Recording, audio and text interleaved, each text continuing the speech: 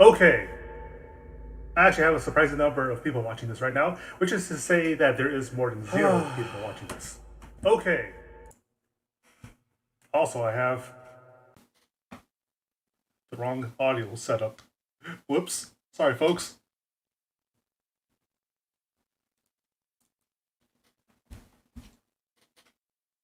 Folks. Testing, testing, good. Stream Deck is a little buggy today. Folks. Testing, testing, good. Alright, so welcome to my attempt to build a modular guitar harness of my own design without burning down the house, which may be a slight challenge. It's not as if this will be the first time I've ever done a soldering project, but this is definitely a new attempt with this particular setup and with this particular design and with this level of complexity. Let me see. The last time I've made an actual full-scale electric project similar to this was more than a decade and a half ago now. And that was for a mirror badge. Let's not talk about that. That didn't work very well. Hopefully I can do better this time. So let's jump right into it actually. This, as you'll see here, is let me blow it up a little bit for you all.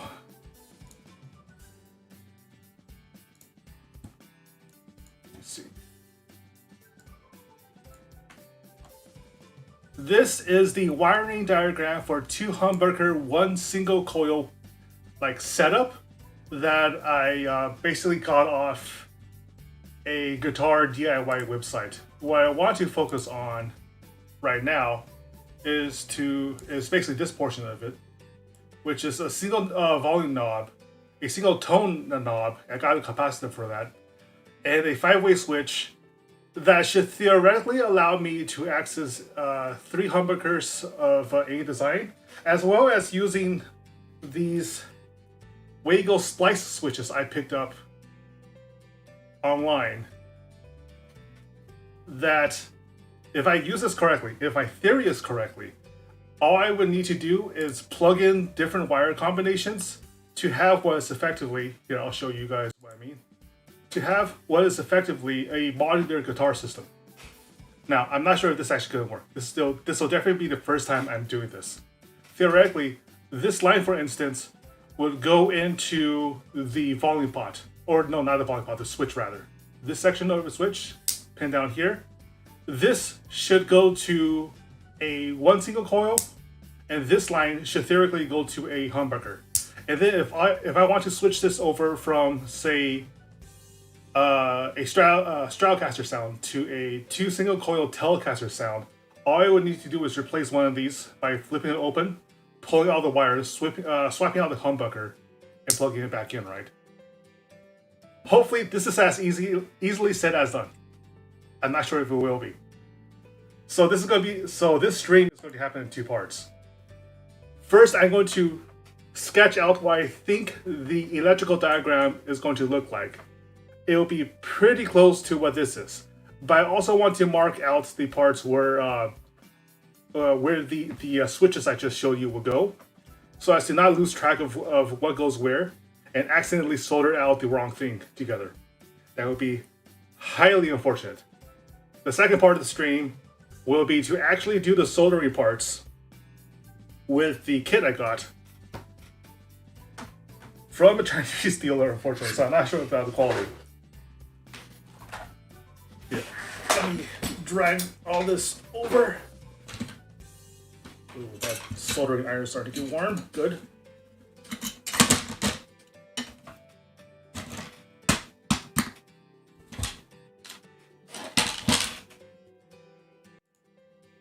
There we go. Don't mind the plastic tray. The soldering iron is a little hard to move without burning everything down. Let me see. Can I even get into the monitor? Jeez. Let me see. There we go. I need to get an extension cable the next time I do the stream. But basically, this will be the setup for figuring out how everything's going to go together.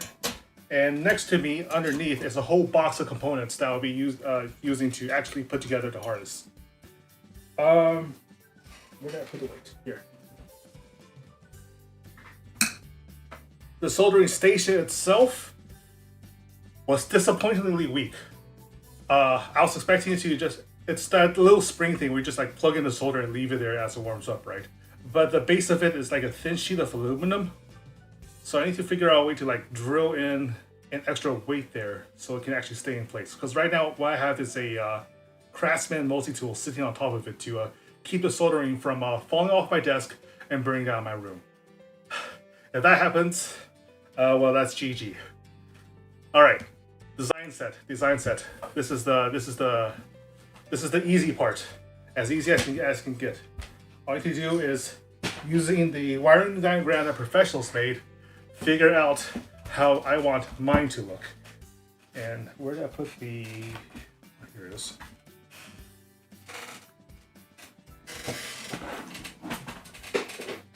Boy, this computer chair is falling apart. Where did my... I hope I'm going to be okay as well.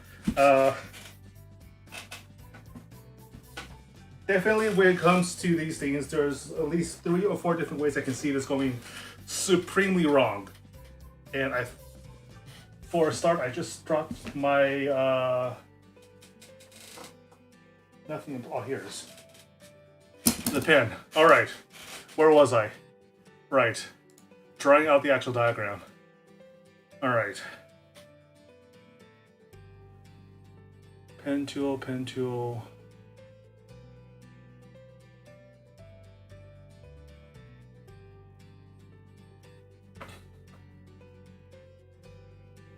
Let's just keep it nice and simple. All you need is volume pot. Oops, how did that drag all the way over there? And tone knob. Actually, why can I not undo? I'm more like, why is it? What's my setup today?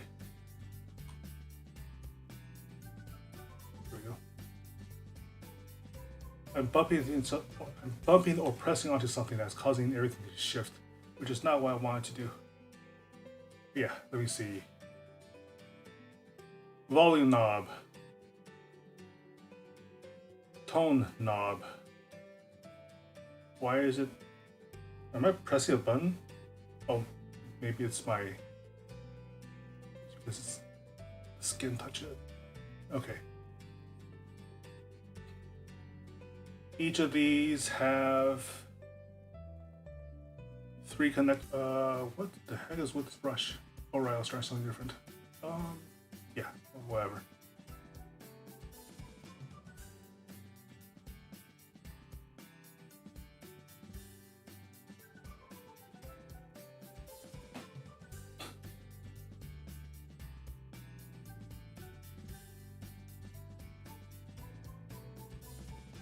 All right, so I've bought like 3 or 4, no, not 3 or 4.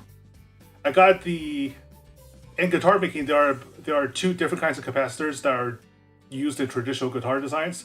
The 0.047 microfarad capacitors and 0.022 capacitors. The bigger the number, the darker and muddier the tone. So in light of that, I also bought like a set of like, what was it?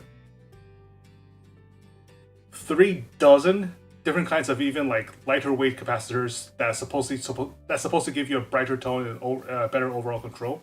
But I'm going to stick with the traditional old school designs for now, just so that if I mess up, it doesn't feel too bad. The third prongs of each of these are always going to be the ground, although the ground in this case goes to a capacitor as well. So just to remember that. And all of the grounds will eventually link to the same, what is it called? The same like piece of iron I stuck into the guitar itself to act as a universal ground. So let me see. Just to remember this is here.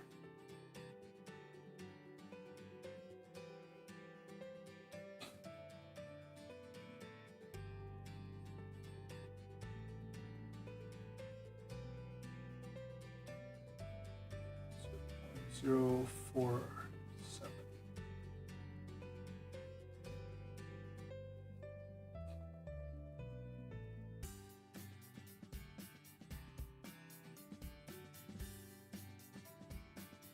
So here's the part where it starts getting a little more experimental. Let me see. What I want to do is make it so that I can swap out both the volume and, well, no, let me see.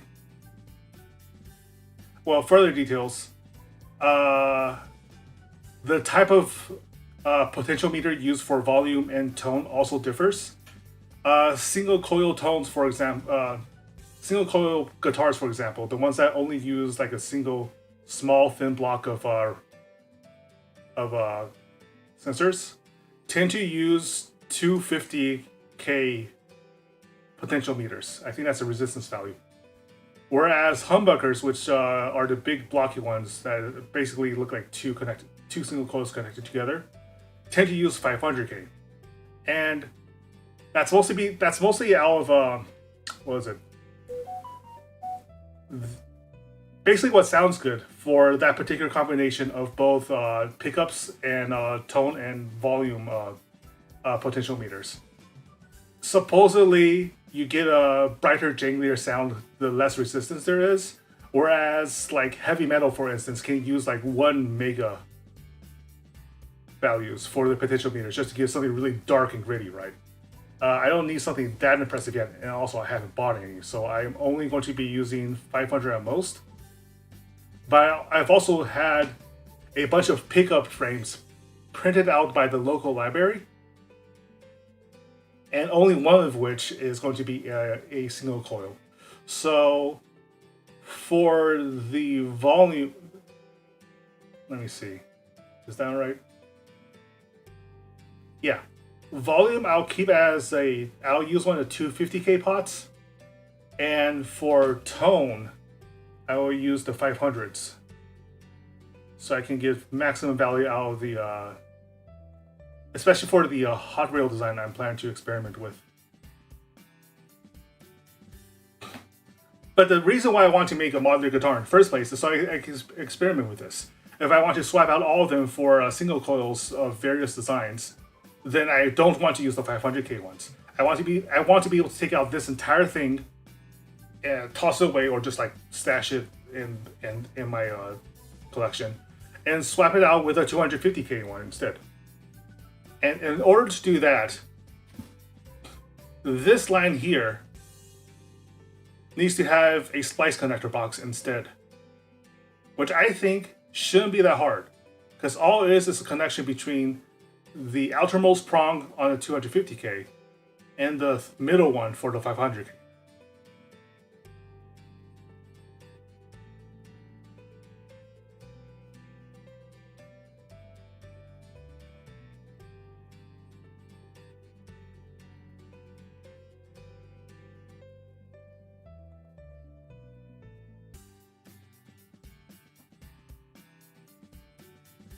And the middle connection for a 250K pot just goes to the tip, basically the jack port.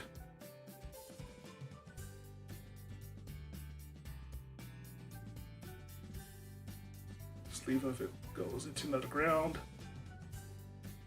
All right, so that part's simple enough.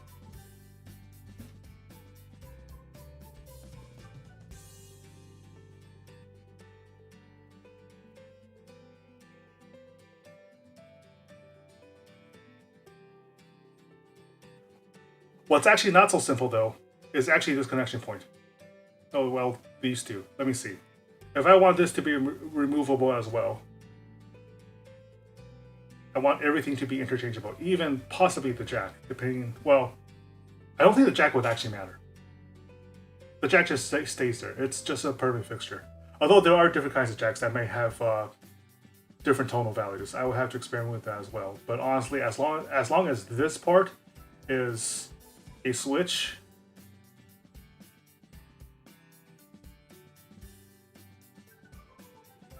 or a splice connector rather, then that should be easy to change, right? Let me see. yeah, I'll try to keep it simple. I had another possible design that was a matter of me being able to switch between different pots on the same guitar. Like I would have an array of like 2 different kinds of volume knobs and an interconnected set of tone controls that I can turn off or on at will to give myself like full tonal control over the guitar itself. But this is a much more complex wiring diagram. I haven't figured that out yet. I would need to talk with somebody that actually knows what they're doing with electrical systems in order before I'm comfortable making that thing. Because right now, all I can see is the dream and not how to reach that dream. This, on the other hand, is a lot easier to access. So let me see. That becomes a connection, a solder connection to the same line, right? So this is will also be using a 2-splice connector. Yeah. It's not just a matter of safety, because it is, after all, a passive electrical system. So unless I'm plugging in the guitar into like an outlet for whatever reason, as like I want to do something with extremely experimental like active pickup systems, then like nothing here should be dangerous to connect together. It's merely a matter of knowing what can be connected together, what's counterproductive to link together.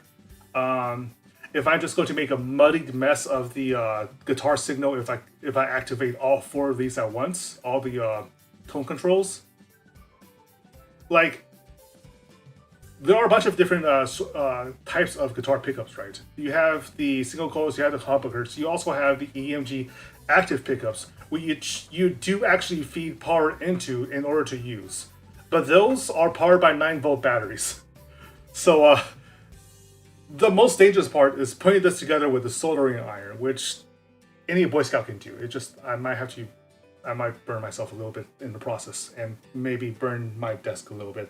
And if I'm really, really clumsy, actually set something on fire, which I hopefully will not be. But the connection itself is not going to be an issue, I think. But like the next part here, like drawing out how I want the, let me see. Where is my, here it is. All right. Well, let me get rid of this.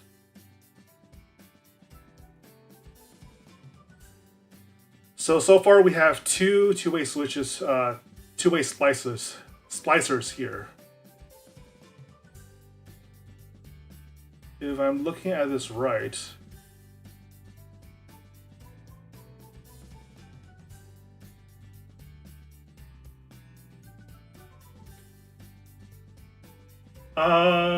I would actually be printing out the guitar, well, the boxes for these. Let me try to show you what I mean.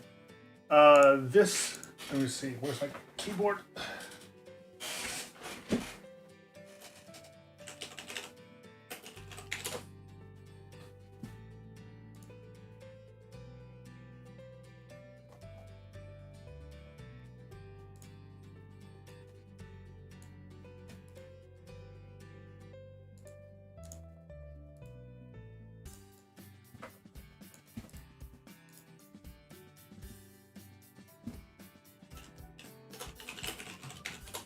I cannot simply open it from the browser. That's a pain in the ass. All right, this is what I'm working with. I just dropped a whole bunch on my hands. Oh well. Anyhow, this was fun to make. I made the most basic version of this over the course of the pandemic, and all this is an aluminum box with a guitar neck strapped on, a whole bunch of the bridge built in over there.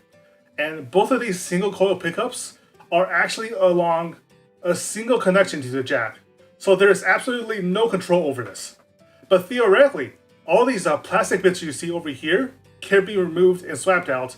And then all you would need to do is print out like a guitar body over here. Like theoretically, you can make this guitar sound like pretty much anything. It was actually really fun to make. It doesn't sound very good, however, because I got a really cheap like Chinese manufactured neck that cost me like 35 bucks plus another 10 to ship over. And the action, especially on the first couple frets, is excruciatingly high. I would need to get that fixed. So I got myself another neck. Craigslist has listed a whole bunch of them.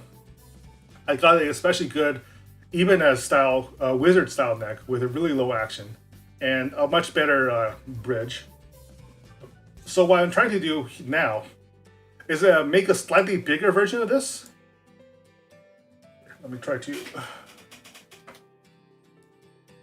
whatever, I'll mess with later. But yeah, you get a general idea of what I'm trying to go for here. So most of the electrical harness will be in a 3D printed box over here. Going through a hole over here, connect over here, and even all this should have a spliced connection over here. So at any time, I can simply unplug the pickups from this, take off the entire 3D printed body, and stow it away. Like,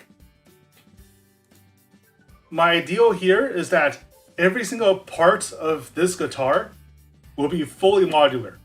If you want to replace the bridge, you just need to unscrew the bridge. If you want to replace the neck, just unscrew the neck. I don't recommend doing that. That was a pain. If the neck itself is not pre-drilled, trying to get the neck straight without a laser level, like a laser leveling device, was a pain in the ass. Okay, where was I next? Right. Off to the bridge. No, not the bridge. Off to the switch. The five-way switch.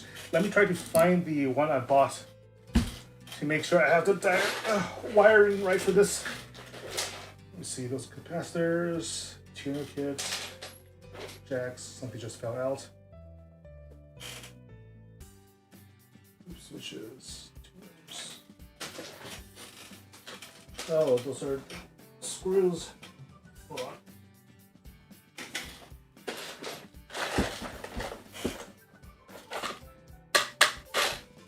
Knobs, tuners, pods, jacks, switches. Ah, here we are.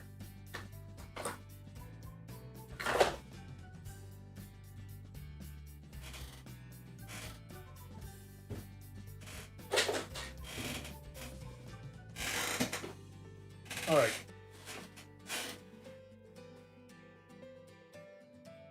This is definitely the part where I am potentially going to be a little more lost than I would like.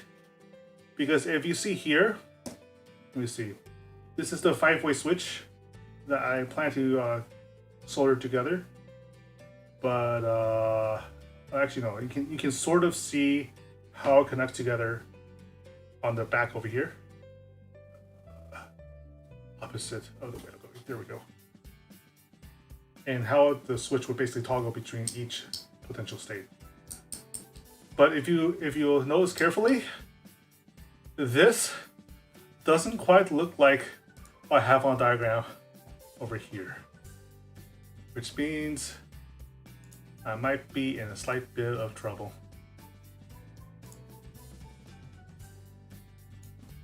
How is that gonna work?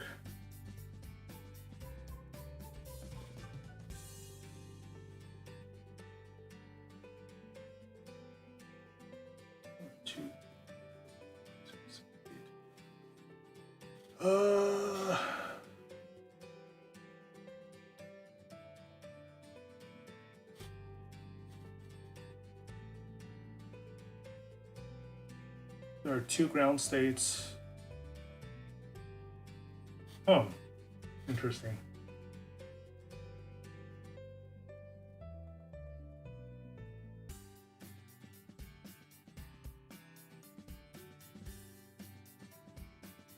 I can't believe I'm already running into difficulties. Well, no, I can totally believe that. I can totally believe that I'm already running into difficulties by figuring out this damn switch layout. Give me a short second to look it up online and see what I can dig up.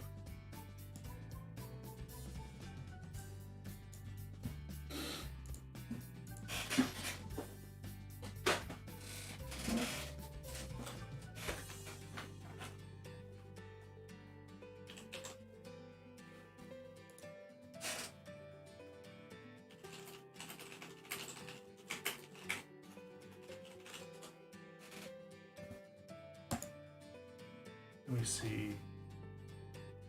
So that's a strat style switch, which let me see.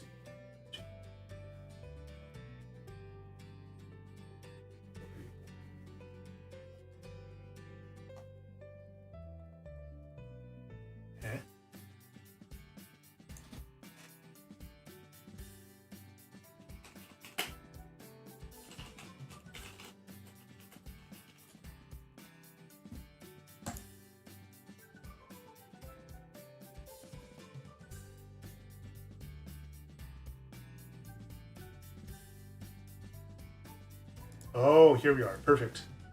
I found what I was looking for.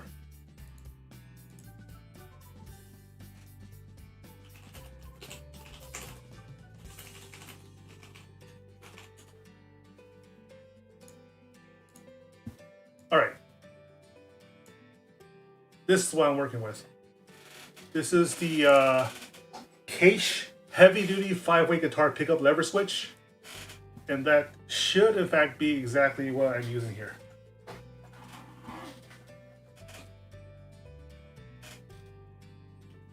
Oops.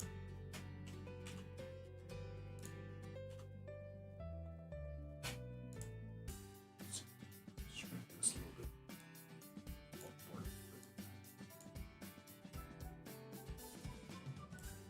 There we go.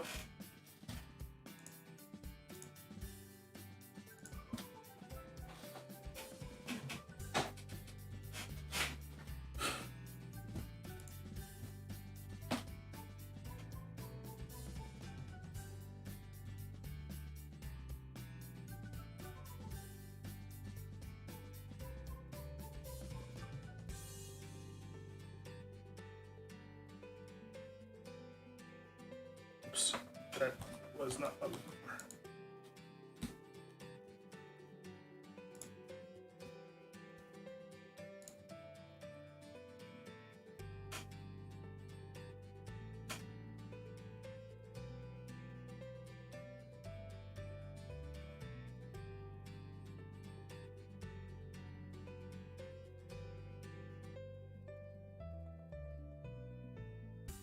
It's interesting to me that I'm not using these four. 4 and 5 are connected. 1, 2, and 3 are separate. Why is that? Is that correct? I want to double check on this. The last thing I want to do is solder anything together without double checking, because that sounds like a tragedy waiting to happen.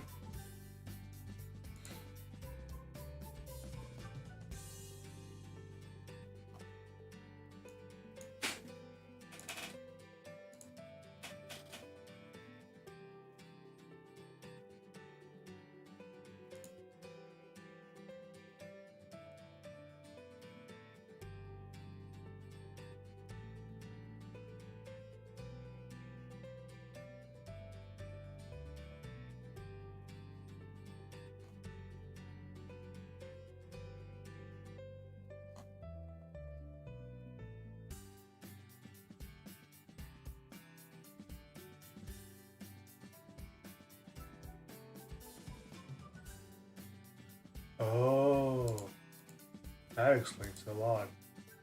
Okay. So this is actually a much more detailed breakdown of how the cache system works.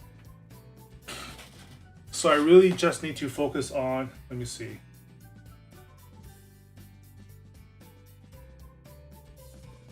So bridge connection goes to 1. Okay. So I have to use this separately. But yeah, the original wire diagram I was given was not quite correct. I'm glad I double checked.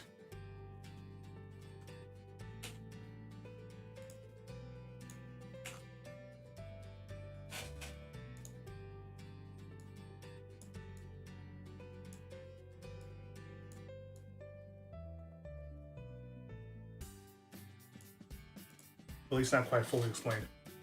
All right. Now I sort of know what I'm doing. Sort of. Maybe.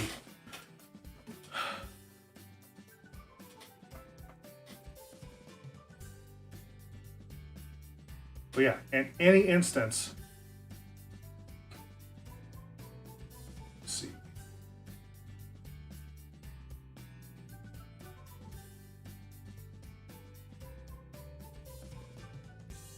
That's sloppy as hell, isn't it? Doesn't matter. What matters is that, let's see, number 4 and 5 both go to the sliced box. That's the only important bit.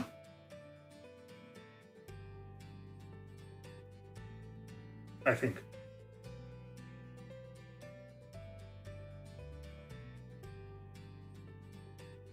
Is that right?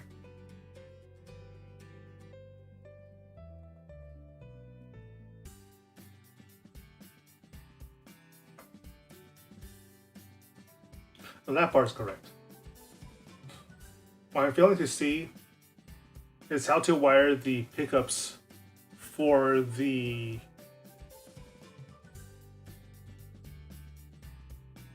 wait, I'm dumb. This is the 3-way switch diagram. I'm looking for 5 ways. Let me see. 1, 2, 3, 4, 5. Yeah, 5 clicks. So this is why I call myself a complete amateur at this. Because I'm definitely just trying to figure this out as I'm going along. Yeah, the diagram I was given was the cage heavy duty 3-way switch diagram. I'm trying to figure out how the 5-way works.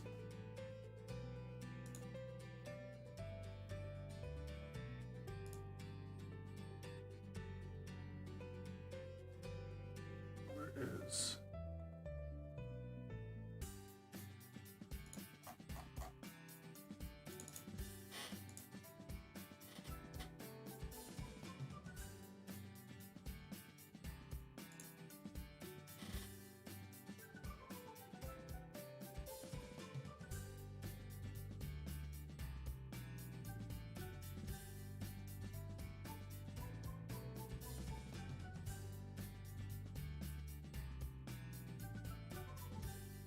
Yeah?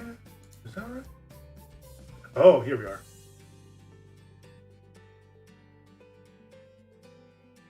Oh, I think I see. Save image. It's a GIF this time.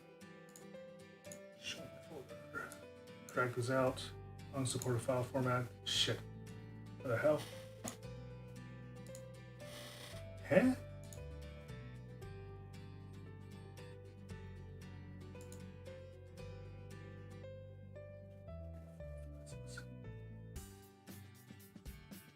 That's 7-way switching. What the hell? I'm trying to find a proper diagram.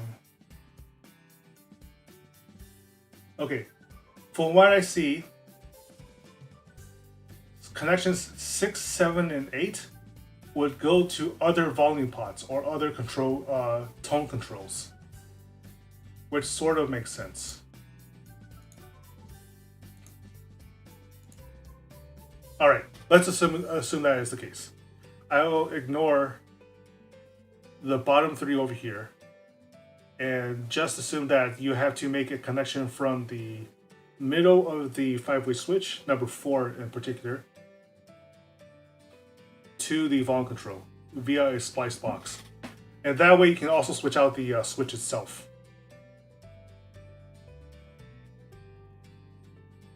I think. Oh well. Good enough. I bought a lot of spare parts just in case I screw up more than 4 or 5 times. So let's get to it. The fun part, the risky part. All right. The most complex bit of soldering I want to get ahead of right away. So let's go ahead and pull out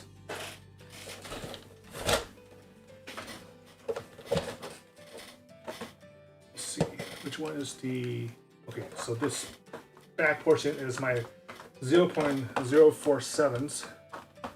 Front one's already 0.022s. And they are simple film capacitors that look like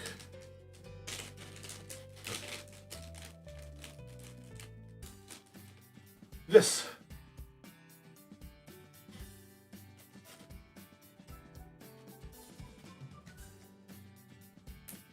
I want that, especially since it's a dark and gritty sound, to connect to a 500K pot. It's one of these.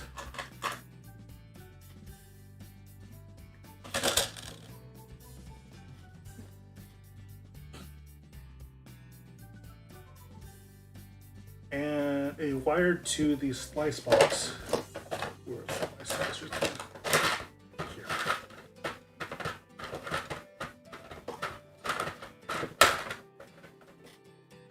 And I want that to be a two-way switch. Like so.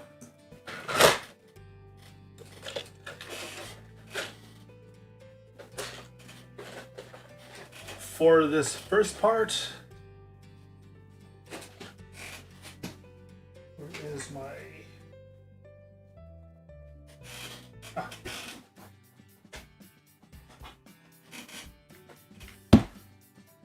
Black wire for ground, red wire for live. That is the tradition. And since these are control boxes, I don't need these wires to be particularly long.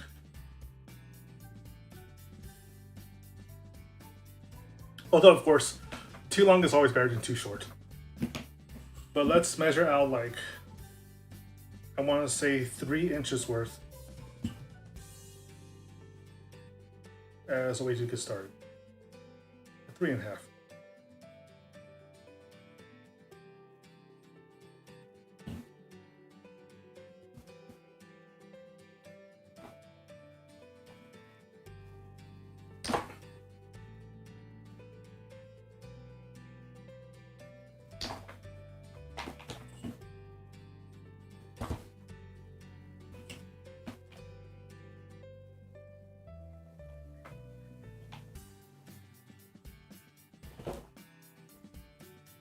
Doesn't need to be particularly precise.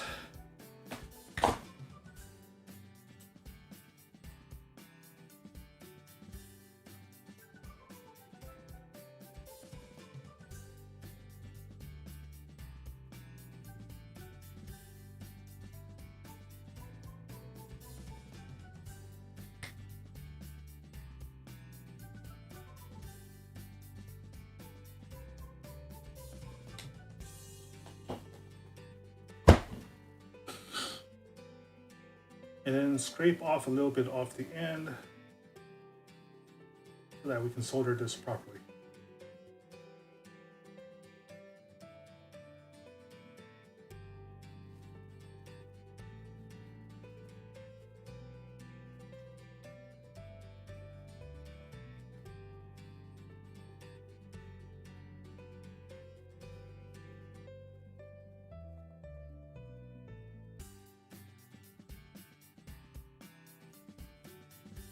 There we go.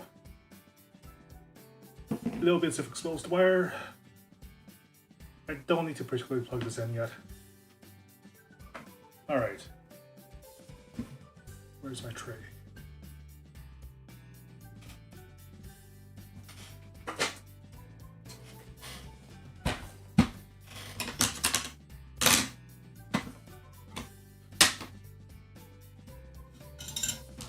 The iron should be nice and warm by now.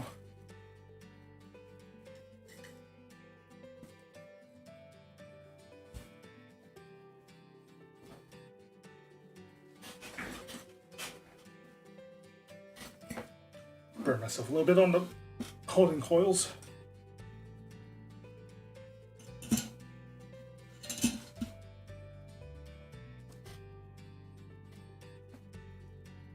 And this is basically, so where's the film?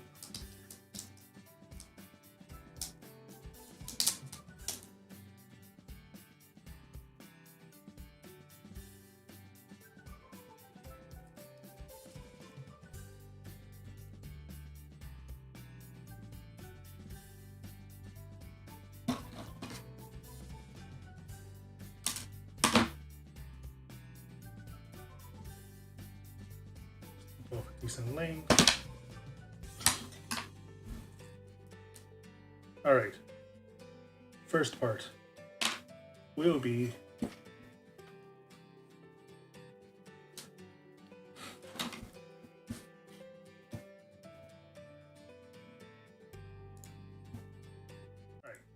so what I'm going to do first, oops, what's that?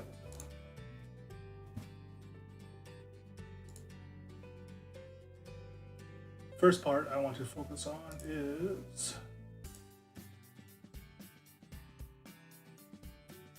this. Oops.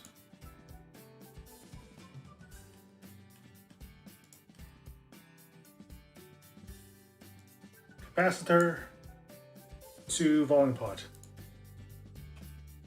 and that involves messing with something dinky and tiny like so.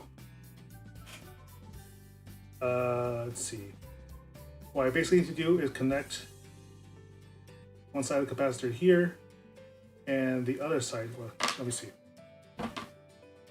pinch off, let's see, let's say 2/3 length for one leg. Solder it to this bit here, and then solder the second leg over here, as well as connecting a ground wire with this part to the top of the potential meter. And I don't think that should be too difficult.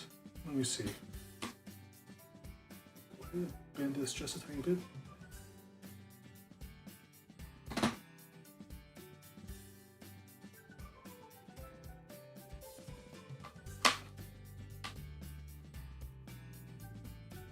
And tweezers should probably help a lot. Ooh, these are sharp. Holy shit.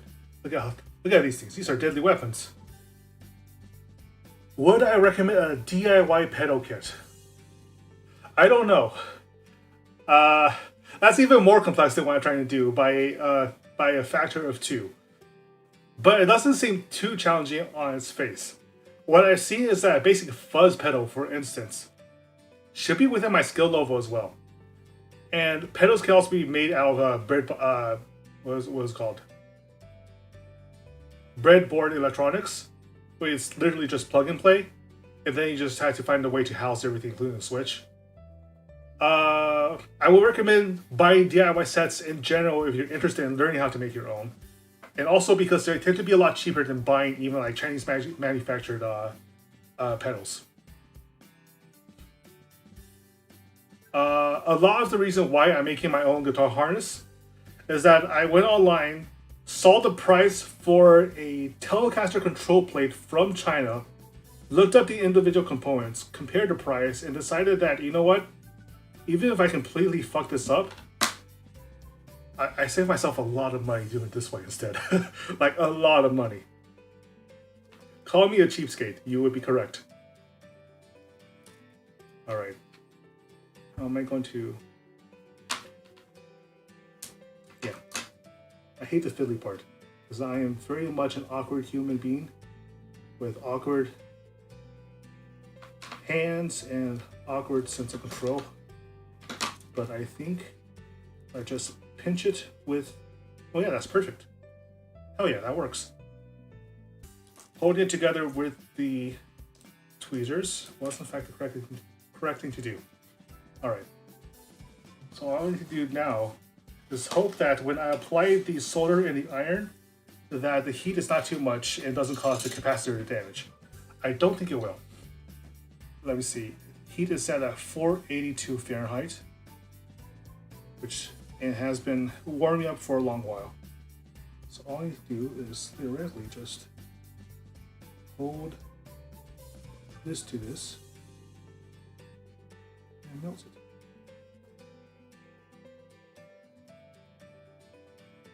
It's not melting. Is this hot enough?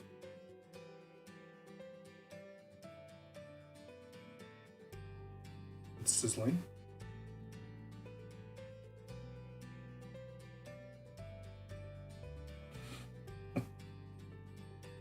What the heck? I don't think this is hot enough. No, it should be, because it's causing the solder to sizzle. But past that. Okay, looks like I have to dial up the heat. Let's get that to 572. 662 Fahrenheit. I think that'll be enough. It's not. Oh boy.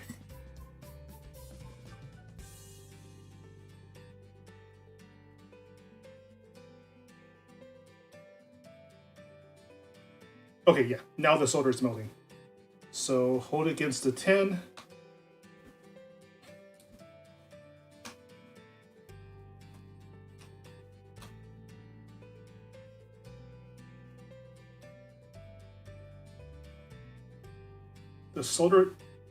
The solder wire is extremely flexible, which is actually a bit of a problem if I want to hold it down and use it. Hold on. My big old clumsy mitts can't do this properly.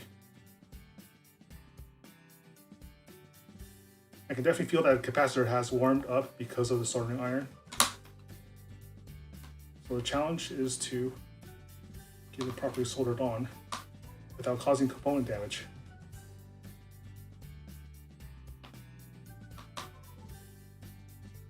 All right. But yeah, if I can actually master soldering together the basic harness, I definitely want to look into like simple pedals, because even like the cheapest Chinese pedal you can get, it's going to set you back by like 50-60 bucks for like the cheapest possible overdrive pedal. And I don't like that. I don't mind paying for like a good pedal, but if at all possible, I want to be able to make my own as well. Did I do it? No, it's not. It's not secured. It did melt off a tiny bit though, so I'm on the right track.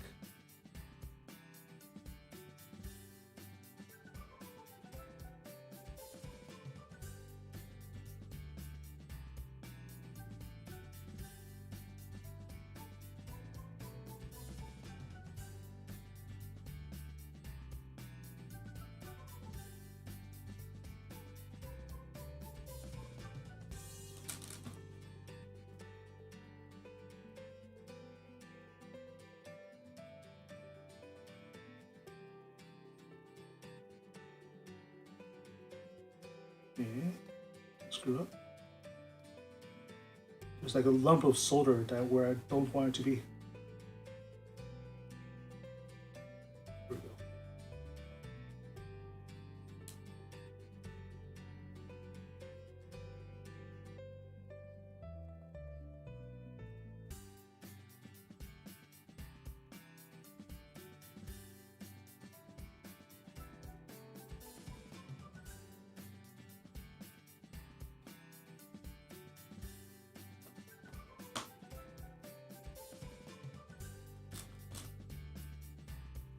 That to me does not look quite right.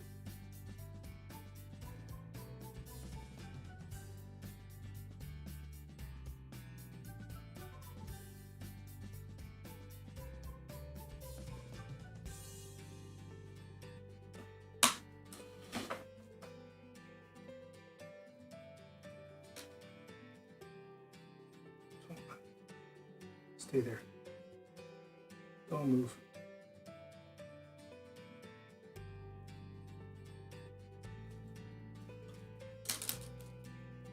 All right, I think that does it. The next bit will be a little easier because there's more surface volume to work with.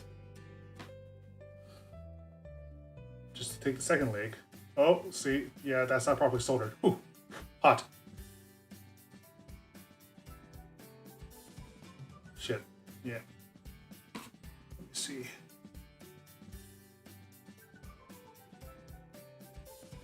Yeah, I definitely got solder onto the potential meter connection, but not onto the actual capacitor, which is a problem. Let's try it again.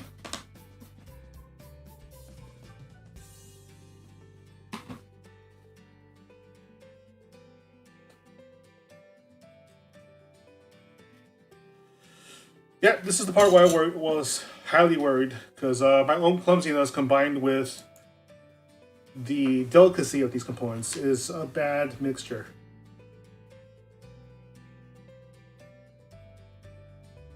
But that's why I bought so many spare parts.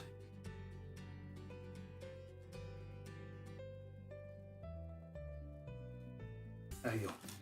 Ayo.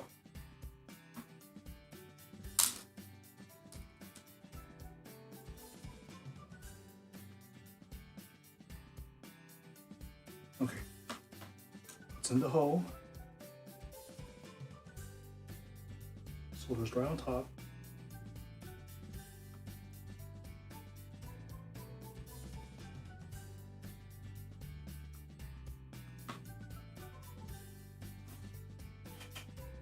I wish I had a strong light source. This would be a lot easier. Note to self in the future. Get a proper lamp, you dumbass.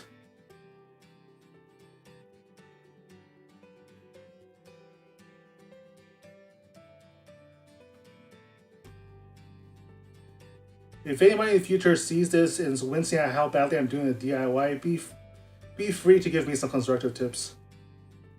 Feel free, I mean. Feel free to give me any constructive tips you would think would make my life a little easier. Alright, I think I'll do for now. I'll test out later. Next part is to get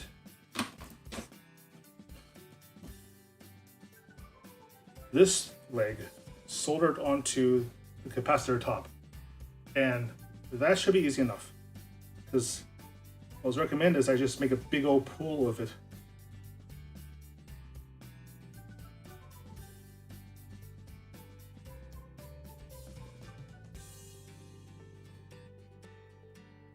Although as you can see, that's easier said than done. Is it just because it's not melting enough? At least not melting very quickly. A second to straighten this out. Right. Oh. Well, I knew this would be a challenge. I wanted the challenge.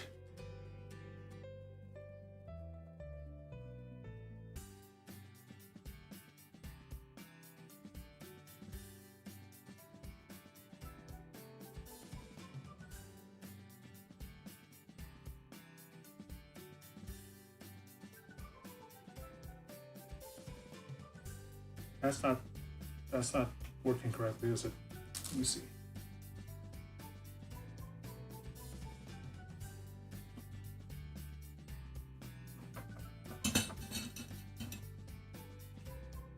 These tweezers.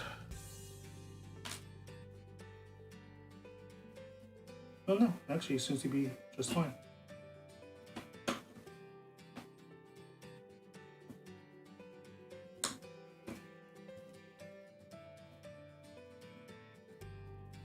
Yeah, shit, that part works at least.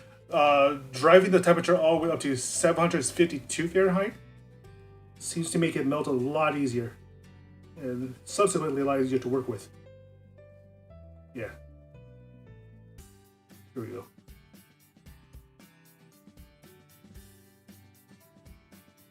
That is a lot closer to the puddle of solder I was looking to make.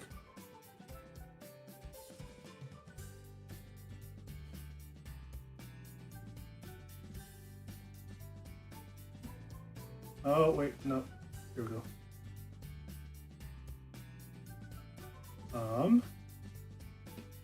Why is it sticking to the soldering iron and not the plate?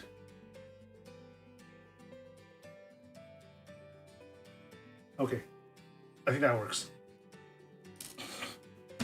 You can see a nice big divot of solder around top over here. I'm not sure that's how it's supposed to look, but let's go with it. And hopefully I haven't damaged anything internally, but I think it's decently insulated enough. Alright, that's the ground, so to the ground it goes.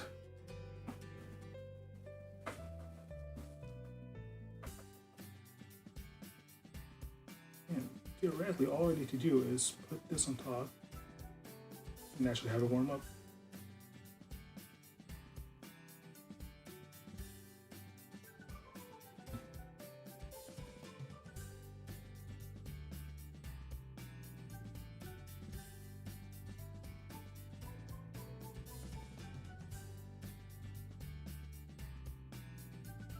or not.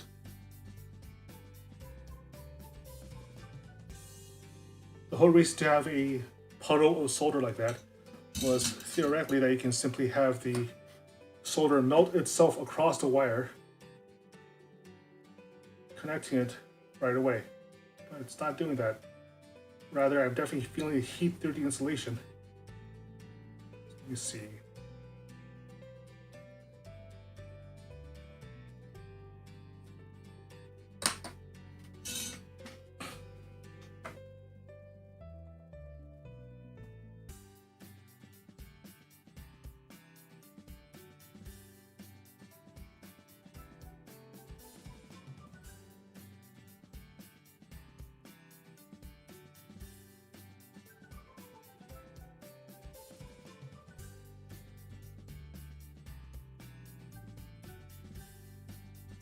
This is strangely difficult for something that I was expecting to be the easiest part. Let's melt the solder a little bit.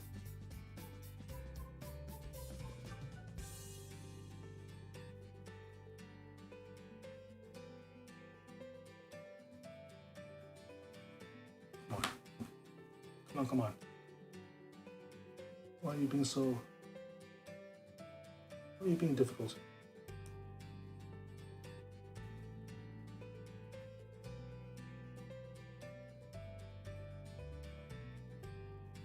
Alright, you know what? Let's hold this. Just apply the solder directly. No? Yes? No? Shit.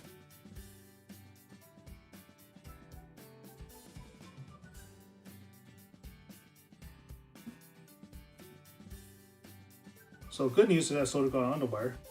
Bad news is that connecting itself to the other drop of solder. Why? This is so hard.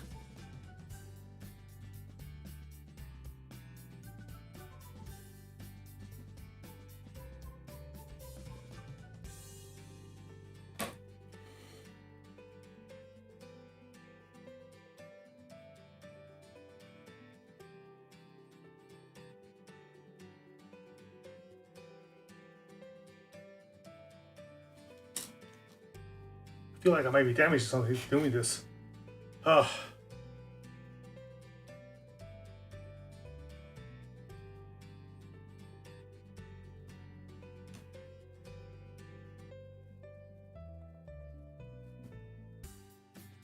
How long have I been struggling with this? Oof. Has it really already been an hour? Shit. I was hoping to solder together a lot more pieces than this. Okay, let's try again. Hold it steady. There. See what I'm struggling with over here.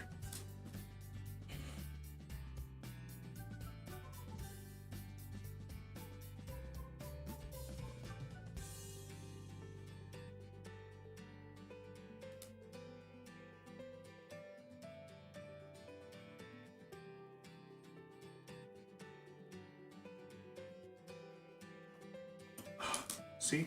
Falls right off.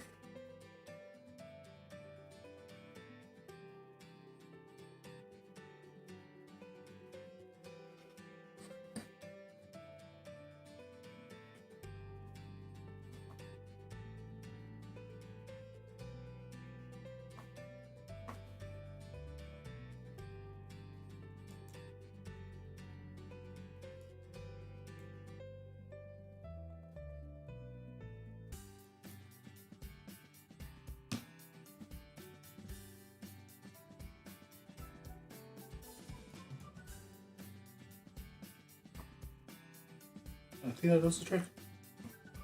Alright, let me double check.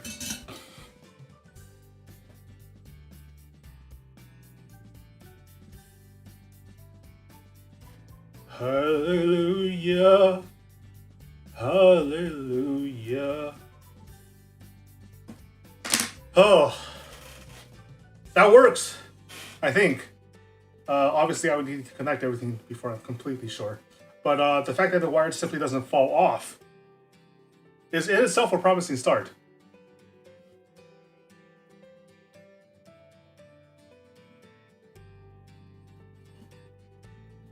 Although, it flexes a bit much. It flexes too much, in fact. I'm alarmed. That's right, reinforcing the flex point.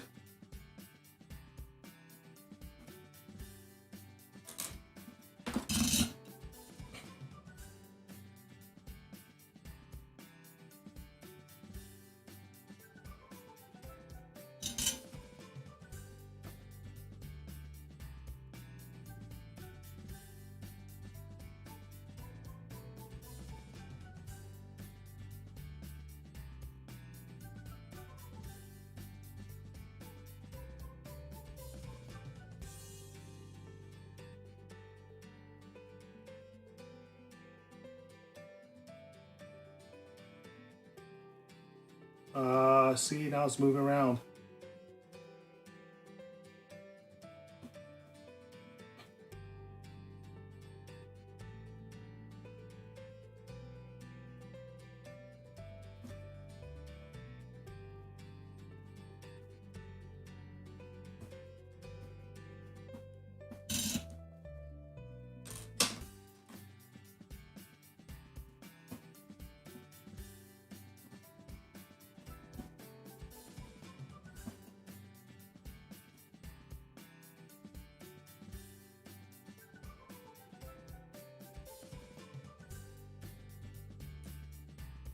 Okay, I think I did a good enough job on that. All right, this is a really hot pot now.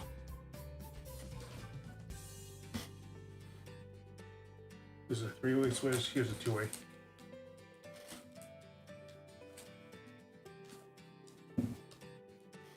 All right.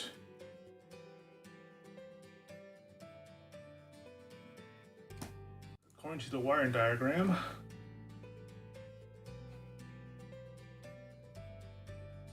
the next part is to connect the active wire to the middle prong.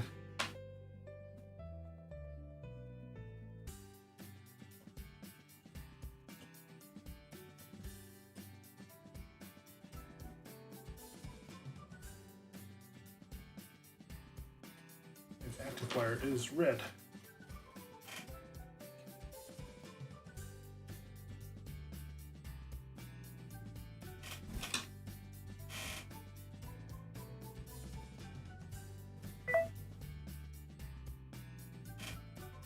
TikTok.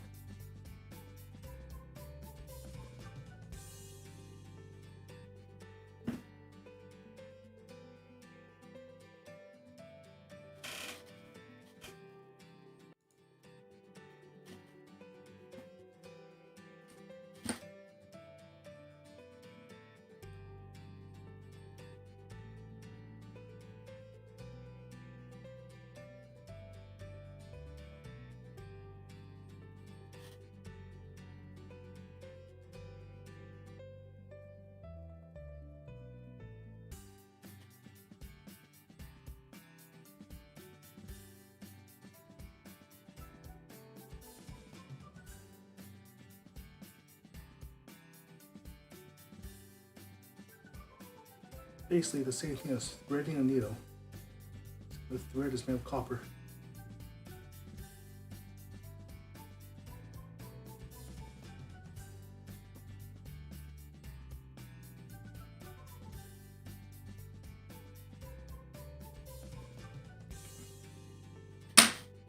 Okay.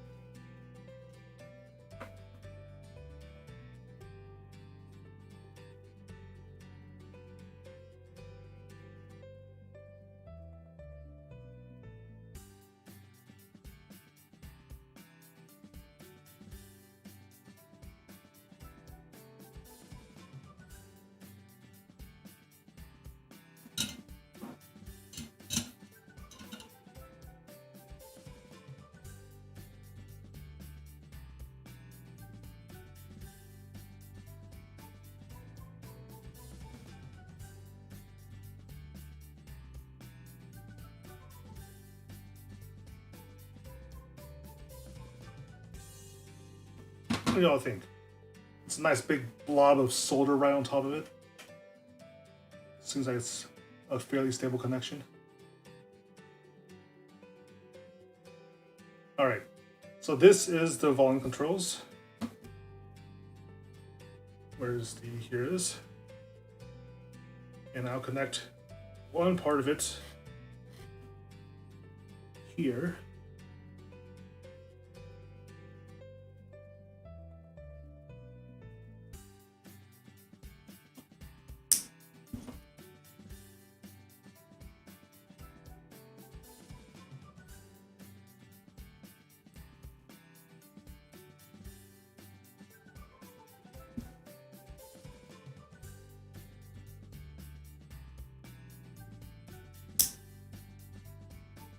And what should theoretically happen is that since both of them are connected to the same metal plate over here, it should pass the signal along fairly reliably. If at any time I want to switch out the pod, all you need to do is flip this switch and pull it out. Nice and simple. Or as simple as it could be. Ah, there we go.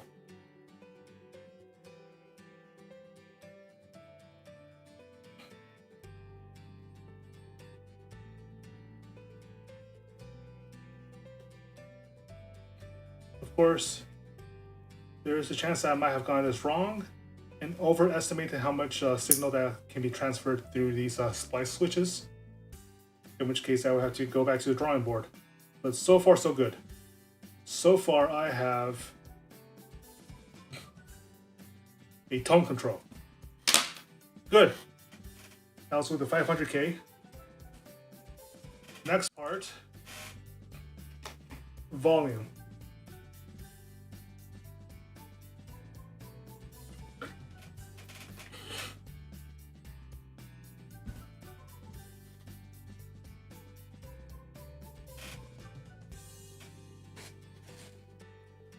Let's see, should I go with the 250 or the 500 for volume? I'll stick with the 500s for now.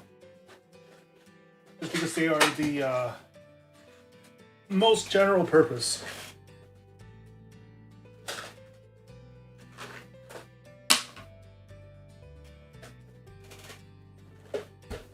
And since this has a lot less fucking around with capacitors, this should theoretically be a lot easier. But theory and I have never been exactly on speaking terms. Ouch. Just poke myself. Alright. Let me see. Let's go for another 3.5 inches of each.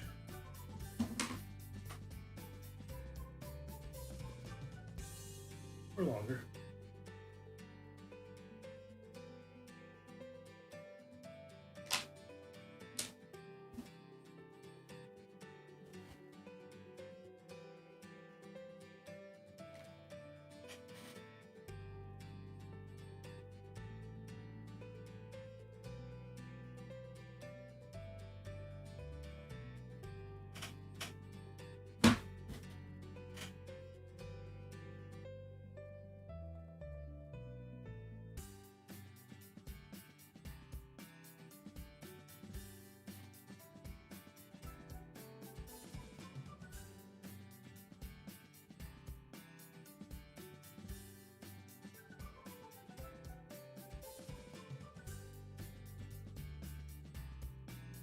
Trying to use the wire tool to strip the plastic a little bit from the ends.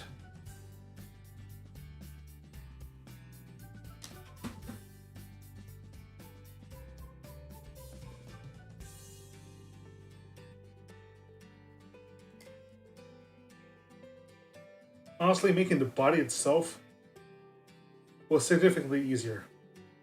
Because then all you need is a table saw, a chunk of aluminum, and just enough care not to chop your own fingers off. And as long as you're not doing it drunk, you're fine. Easy. Sort of. Alright. First step Step one, let's take it to the ground.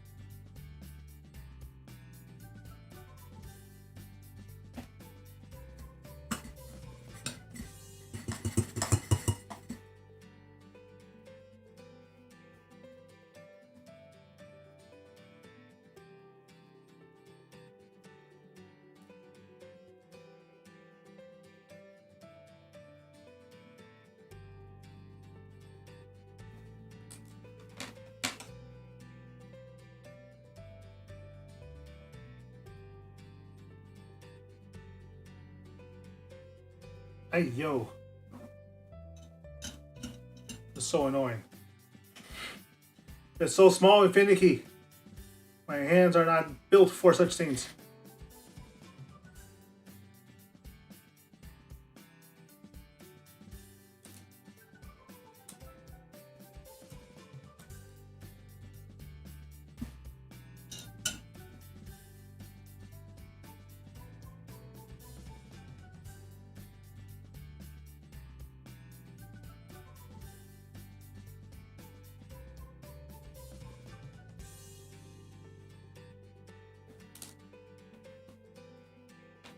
There. That is it. The camera doesn't want to focus on it. Anyhow, that's the ground. Next is this connection. Outermost. Middle one goes to the volume controls. Let me see, which one do I want to use for that one?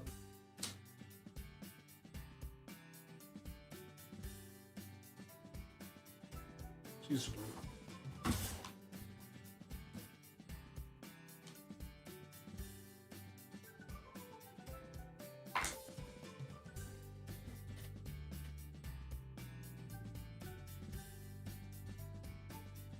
Right, because there has to be another 2-line control.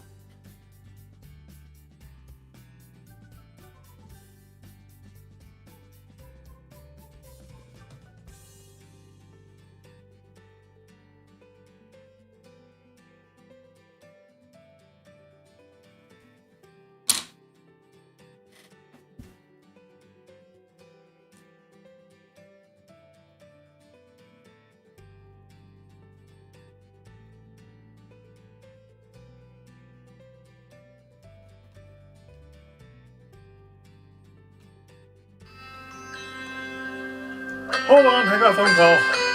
I'll be right back.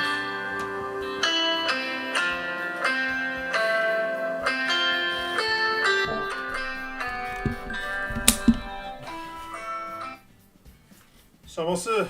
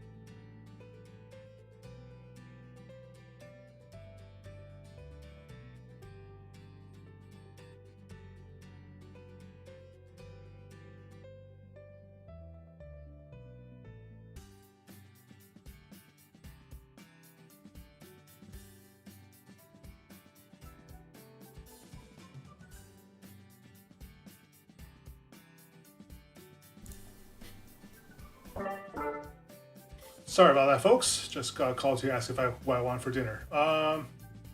Right. Connecting.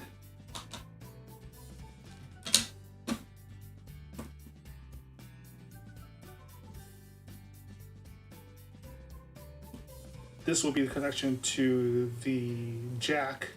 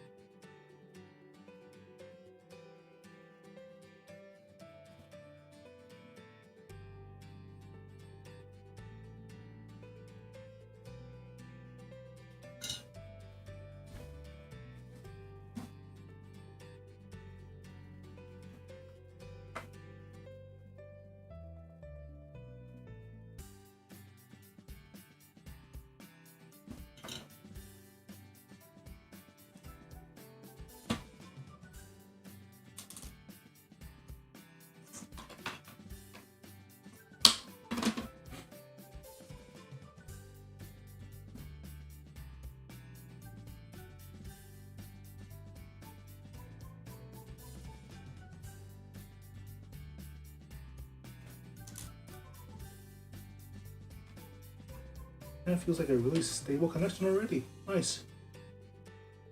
Double check though.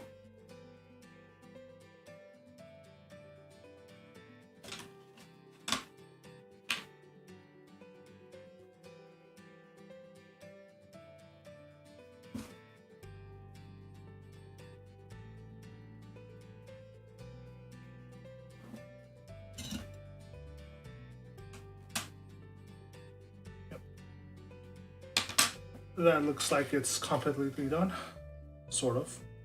All right, and last one, this wire goes to the switch, I think. Let me double check the diagram again.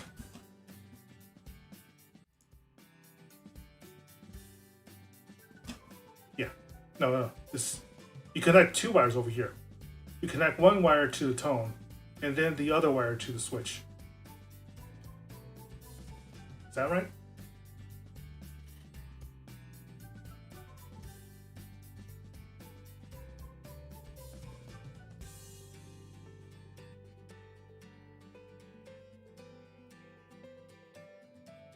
Has to be right, right?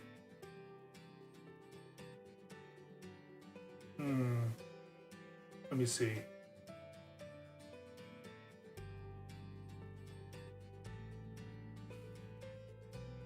I guess that makes sense.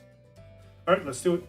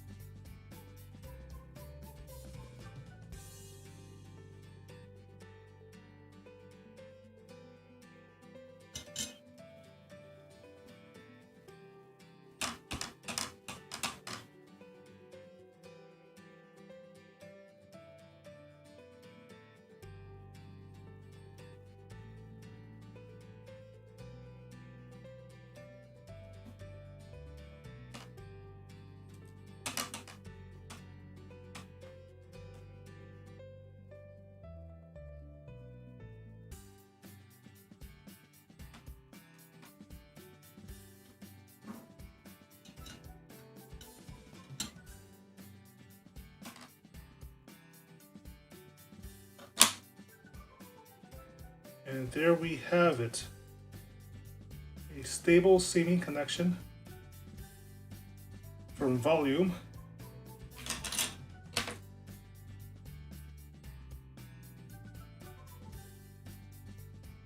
to pot. To tone, rather. They're both potential meters. Here. And that is what the harness looks like. At any time, the potential meter, the tone potential meter can be replaced. At any time, if I want to use a different value, resistance value for the volume controls, I can replace that as well. Relatively pain-free. To finish it off, why don't I just put the caps on?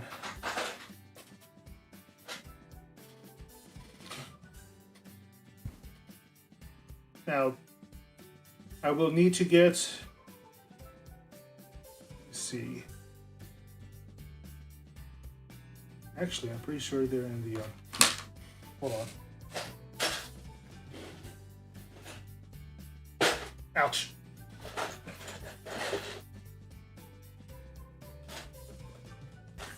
Yep, go there.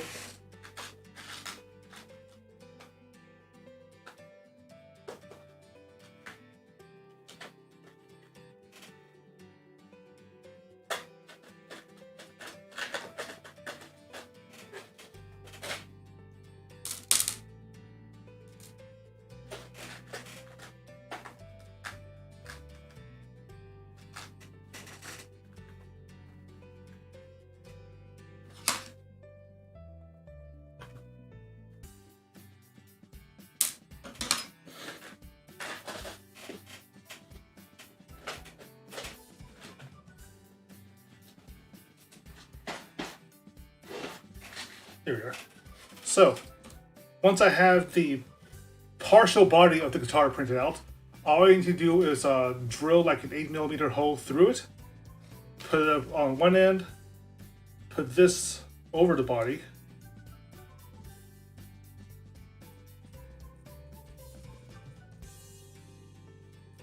secure it into position, pop the caps on, and I'll have a functional control box. Hopefully. Oh no. Shit. Arg. Arg, no. The capacitor already came off. Oh, this is so much work. Give me a second. I think I know what I'm doing wrong. Wasn't I supposed to use the steel wool to polish it? Polish the top a little bit.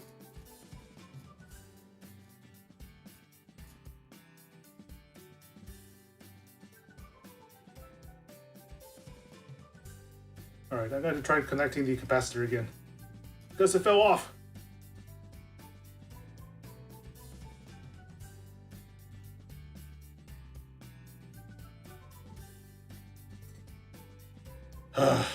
So hard.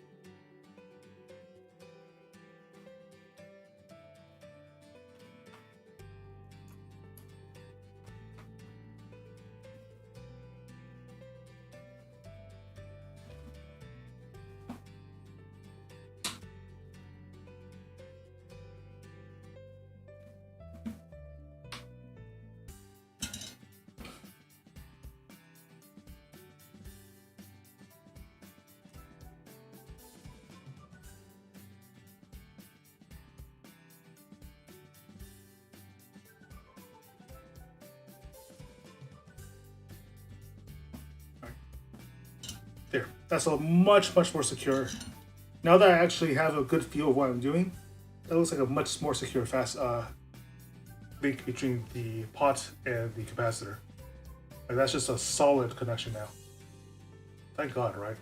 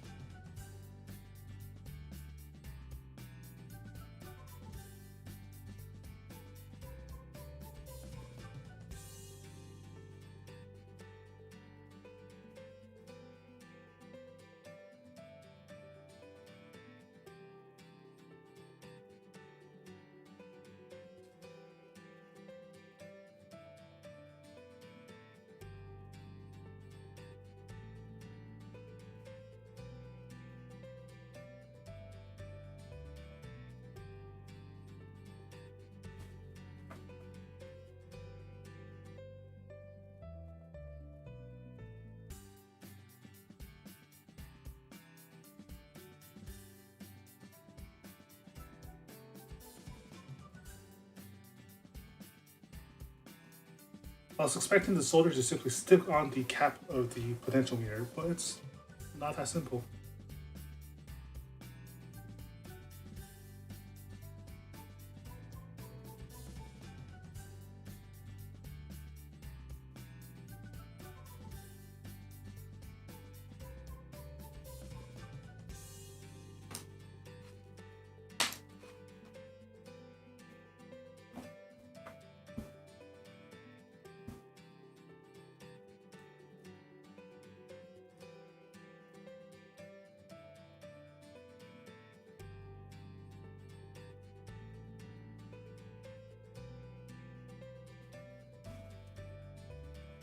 Part of the problem is that it keeps on shifting around.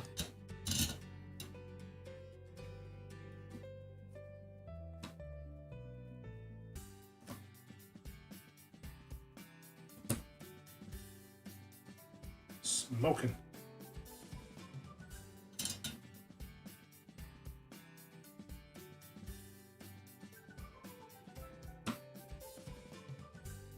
All right, I think that does it.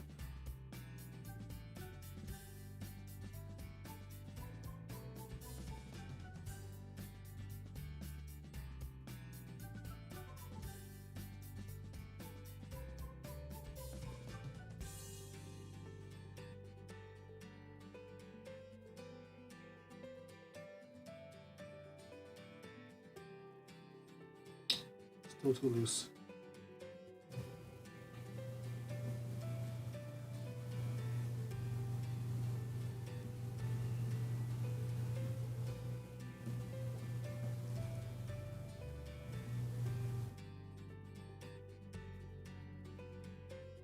Why won't you melt?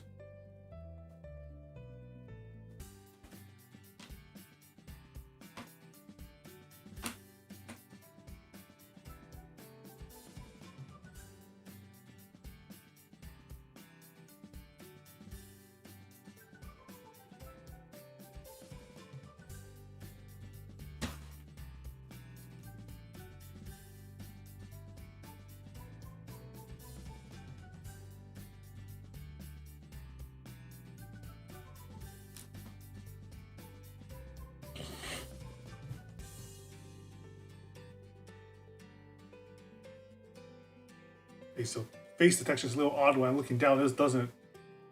Let's see.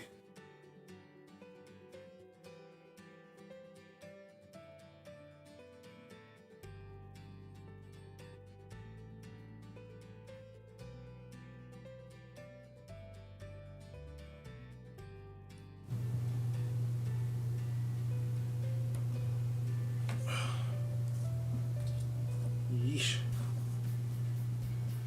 All I want to do is connect you.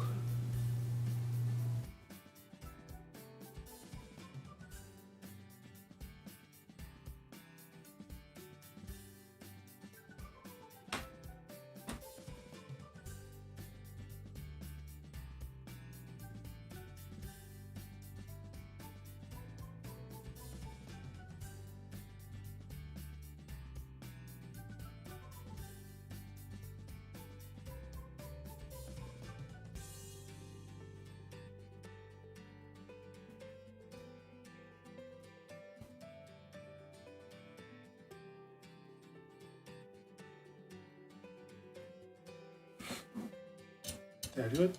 Was that right?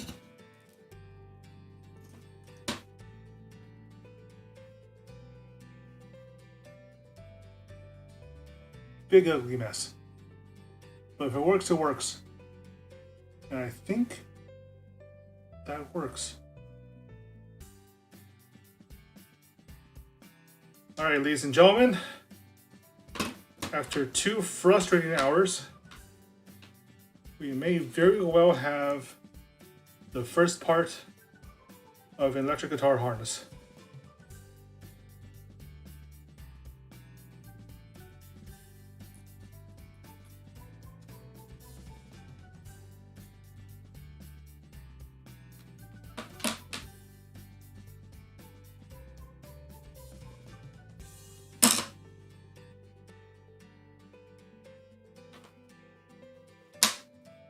And there we go.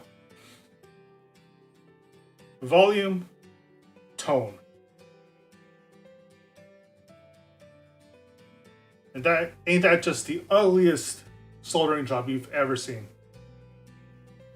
That was hard. Alright. That was 1 hour and 30 minutes in, which is long enough for the first attempt at the stream. You know what might have helped? Going from 110 watt to 220 watts. Oh wait, no, that's just the on switch.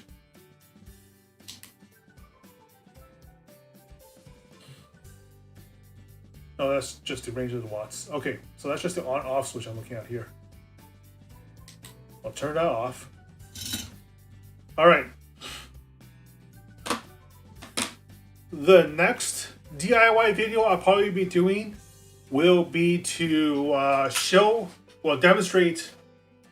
Actually, it might be a pre-made video because all the setup is downstairs in the garage. Actually, could I bring it up here? No, I'll bring it up here next time.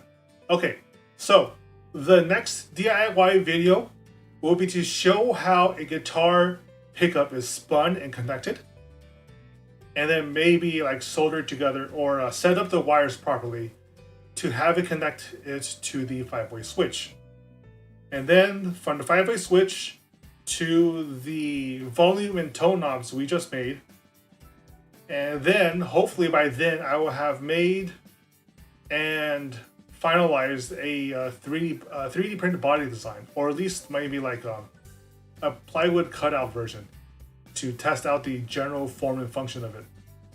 And if that works, all you need to do is plug into the guitar, set all the wires into the cavity, string it up, and we have a homemade electric guitar. But yeah, next part will be the pickups. I will have my overall schedule published tomorrow sometime once I figure out how I want to do it. And that will mostly be Persona 5 Strikers. Because that's a good fun ass game, honestly. Musou Persona turned out to be a fun game to play, especially with the switchable Persona spells and abilities preserved from the original RPG. So yeah, that's all for now. Thank you all for watching, especially for giving me a semi-active chat this time around. Last two videos were a little lonely. I think everybody's already left by now because honestly that was just kind of boring to watch. But I'm having fun. And the only reason why I'm doing this in the first place is to have fun. So hey, whatever. Once we get to the more exciting parts, hopefully more people will stick around. But honestly, it doesn't bug me too much, and nobody does. Yep. Cleanup phase, always the most important, also the most tedious.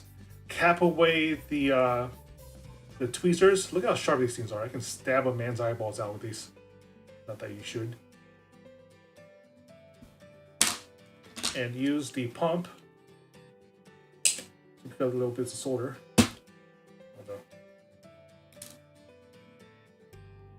Oh, this is the sort of pump you use to basically, while you're melting the solder, to suck it right back out.